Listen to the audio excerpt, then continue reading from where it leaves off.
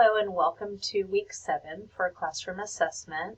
Thank you for taking the time to review your peers' research summaries last week. I hope that you had a chance to post the VoiceThread link for him or her.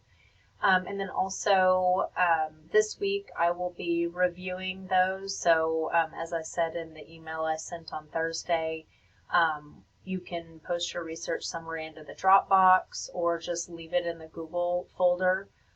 But I will be reviewing it when I post your grade, and I'll be posting comments for you. So just take those into consideration. You'll be turning in a final paper at the end of the semester, and so you'll have those comments to kind of look back on and make any changes. So this week you'll be taking your first exam.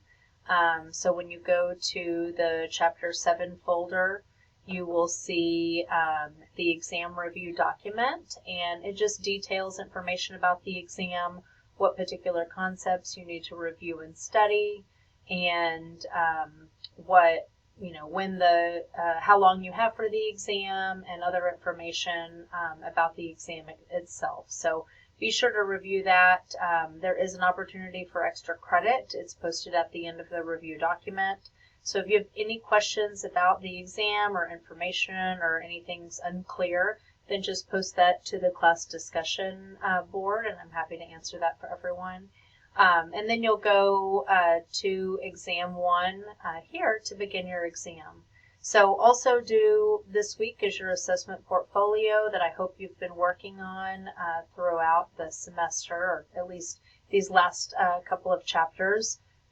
So again, the assessment portfolio is something that you started working on, I hope, at the beginning of Chapter 5, but it includes information or examples. You'll have examples for selected response, constructed response, portfolio, performance, and then affective.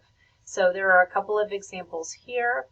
I encourage you to read closely through the assignment and the rubric. So depending on the type of item, either you'll have a couple of items, or for performance and portfolio, you'll be creating a rubric.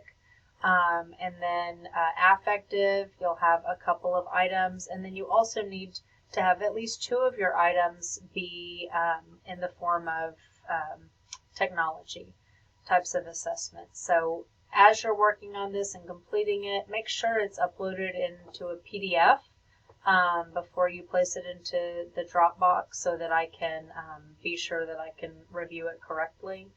But let me know if you have any questions as you're going along and working on it. So I wish you the best of luck on your exam, and just let me know if you have questions. Thanks.